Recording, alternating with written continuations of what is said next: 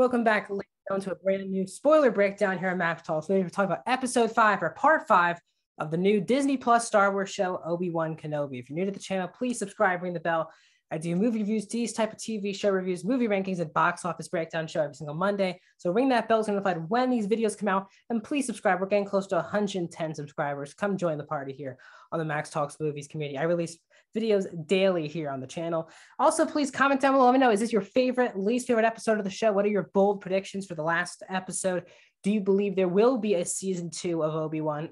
Let me know in the comment section down below. And like the video, guys, the thumbs up button to help support the channel goes a long way. Just hit that thumbs up button. So if you're watching this video, go click that thumbs up button at the bottom of the screen.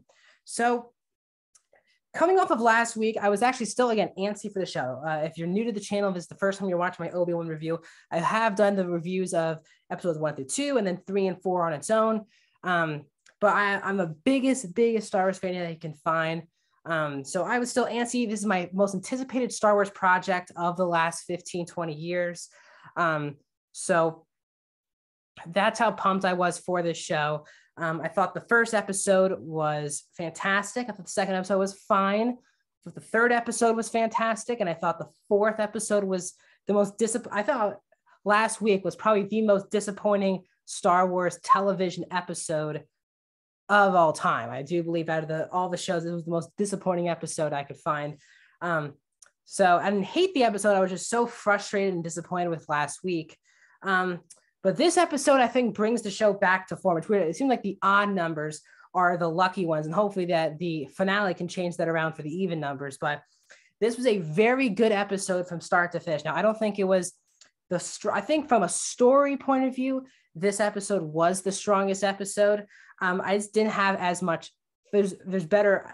I thought episode 3 for me just had more emotion into it. Now, I think the biggest reason why this episode works is that it really is an Obi-Wan Anakin episode. I think why a lot of people have been really turned off by this show is that it was been promoted as an Obi-Wan Anakin show. And even though it's Obi-Wan and Anakin are in this episode, there's still a lot more stuff about it than just that. And it's just not the A storyline, which I do think a lot of people, including myself, were very disappointed with, because at the end of episode 3, at the end of that lightsaber duel, you're like, this show's about to kick into high gear to Anakin and Obi-Wan. And then last week just really threw that out the window. Vader has really one scene in the whole episode. And this week is back to form because we get, as you can see behind me, a flashback scene. I said this last week. I think we were all thinking this. When are we going to see Hayden Christensen either in flashback form or just out of the suit acting? Because in the first 4 episodes, he was just basically just in the suit or deformed going into the suit. So we see basically Attack of the Clones time period. Anakin's still the Padawan. He still has his hand. So this is obviously just before the events of Attack of the Clones, with Obi-Wan back with the mullet. And they didn't do too much de-aging, but I know a lot of people might be disappointed with that. I was actually really happy because I think both actors look really good. Now, yes, Hayden Christensen does not look like he was when 20 years ago, obviously. And they could have obviously de-aged him a bit more to make him look like he was in Attack of the Clones, but it just wasn't a distraction, because I think if you're a Star Wars fan, especially if you grew up like me with the prequels or just a big fan of the prequels, every time they cut back to Hayden Christensen versus and Ewan McGregor, your jaws were on the floor, or you were just speechless and emotional about what you were watching, because I don't think anyone thought after Revenge of the Sith that these two actors would be going up against each other again in a Star Wars property. And to see that, I definitely had chills when they showed up for the first time. But it was a lot of Vader stuff this episode. And the big crux of the episode is that Obi-Wan's back with O'Shea Jackson Jr.'s character, and they're kind of stuck again. They're trying to get people out. But obviously, because Reva put that tracker on Lola, Vader and Reva are on their way. Vader makes Reva the Grand Inquisitor for the time being. Obviously, this was a part of the master plan. You probably get one of the more emotional scenes of the show, which is Reva, they're about to storm in, and Obi-Wan's like, I got this. Let me just talk, as Kumail Johnny also returns this episode. He talks with Reva. And then this is the best character stuff by a lot. Reva was a character that's been really struggling in this show, and I feel bad for Moses Ingram because I think she could do really good with better material. It's just not a great character. But we get this scene of Obi-Wan kind of just like us, kind of wondering, how does Reva know that Anakin is Darth Vader? And it's a thing that if you know the comics and you watch other Vader things, you know that even if his own people find out about that, he kills them. But for some reason, he left her alive. And we obviously, the prediction of her being the youngling in the opening scene of the show is true. And she saw Anakin storm the Jedi Temple. She played dead and watched Anakin slay all of the younglings. Now, at the beginning of the episode, I don't know if you saw or skipped the intro, but it did say like a disclaimer warning if anything's too tough for you. And I was like, that was very exactly what happened with Stranger Things when they opened the show, which made me feel like kids are going to die, which I assume meant that Anakin, we're going to have a flashback to Anakin killing the younglings, which is what we see, but we see it from a Reva point of view, and we see Hayden Christensen coming out, just killing all these younglings, and Reva wants revenge. So Obi-Wan's like, oh, you're not serving him, you're here to take him out. And Reva just feels like Anakin took everything away from her.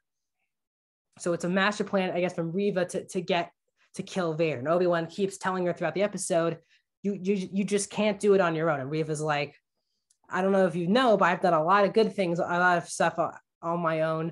I can handle myself. And Obi-Wan continues to tell her, it's going to be a trap. You need my help. Reva keeps disclaimering this. So Vader then comes on to this planet with Reva and all these people. And Obi-Wan's about to be captured. Then he's not captured. Obi-Wan like surrenders himself to Reva. And this is all that Vader wants. Vader doesn't care really about anyone. He just cares about Obi-Wan. Tala also dies in this episode. Probably the strongest new character in the entire show.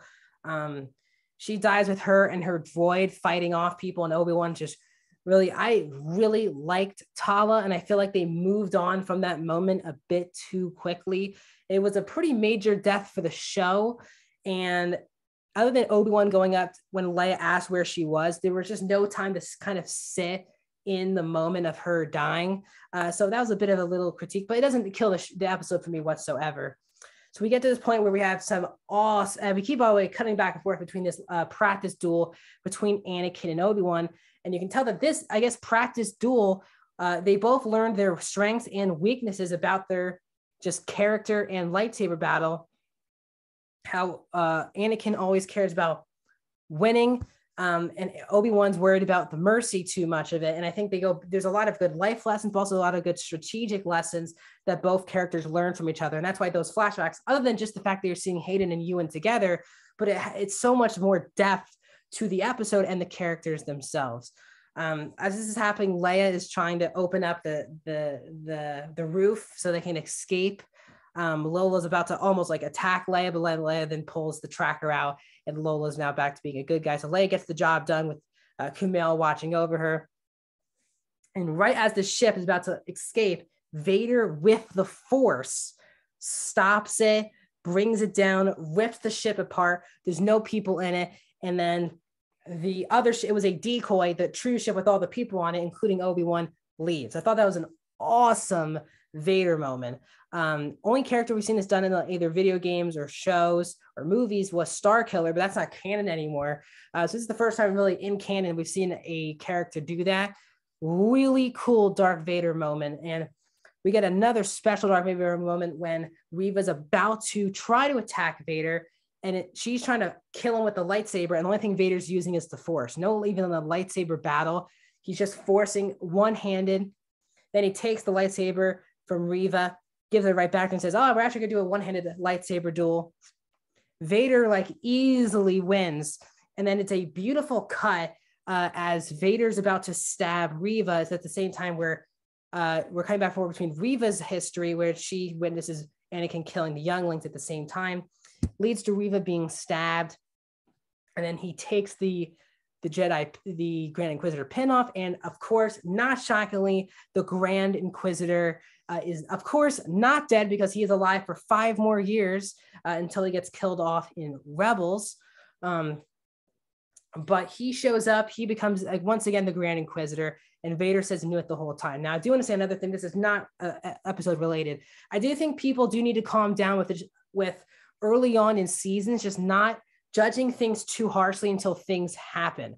I think at first everyone was like, well, how does Reva not know who Anakin is, and why isn't Anakin not just kill her? You have to give, and also everyone's like, well, the Grand Inquisitor can't be dead. The show sucks if the Grand Inquisitor is dead. I think you just had to wait until all 6 episodes. If the Grand Inquisitor does not show up and they said he was dead, that's a problem. But he comes back, and I think people need to trust shows more now. It's not like movies where you watch a movie and they have to give you all the answers in that time period. Shows don't have to give you all the answers in 1 or even 2 episodes. It's a whole season. So I do think that hopefully for now on, people stop judging too harshly of big things early in shows, because I do think it affects things for people.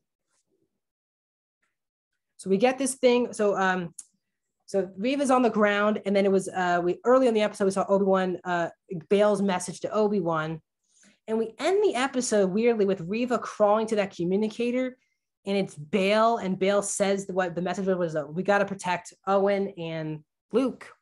You've been gone for too long. Make sure they're okay. And then they end the episode with showing Luke in bed. Now, this is a weird thing for me because, first of all, this is a very good episode of the show, like great episode. I love the first third in this episode, but it does make me slightly nervous. We know we're going to get a big lightsaber duel, the big rematch between Obi-Wan and Anakin, because episode 3 was not that, because Obi-Wan wasn't even fighting him. He was just being defensive. We're never going to get a big duel between Anakin and Obi-Wan, Vader and Obi-Wan. But they were kind of hinting that Reva could go after Luke, or someone could go after Luke. And first of all, I think Leia's been in the show already for way too much. I think if you bring Luke into the story, other than just interacting with Obi-Wan on the farm, I think that would draw a lot of issues with the original trilogy, because Luke just seems like what happens to Luke in New Hope feels like it comes out of nowhere. He's not experienced on what's going on. So if you put him in a situation, I hope that Reva doesn't go after Luke or tries to kidnap Owen and Luke or something. Really interested to see what happens with episode 6, but I am very pumped for this new episode, because I really like this episode this past week. And I am on the positive side of the show. I don't think this touches the Mandalorian, but I do believe that this episode did exactly what I think a lot of people wanted from the show, which was an Obi-Wan, Anakin / Vader centered episode. And if you've been waiting for that, like me, I think you're going to really enjoy this episode. So that's my thoughts on this past episode of Obi-Wan. Like the video, subscribe, ring the bell, comment. Do you agree with me? Disagree with me? Are you more nervous for me than next week? Tell me why you're nervous for next week. And if you didn't like the episode, tell me why. Wasn't working for you in the episode? Tomorrow, I'll have my review of Miss Marvel out for episode 2. Friday, a review of Lightyear. Then a lot of streaming movies are coming out this weekend, so I'll do my best to put those down the channel. Box office breakdown show. Then next Wednesday, my spoiler review of the series finale of Obi-Wan. I'll see you guys soon.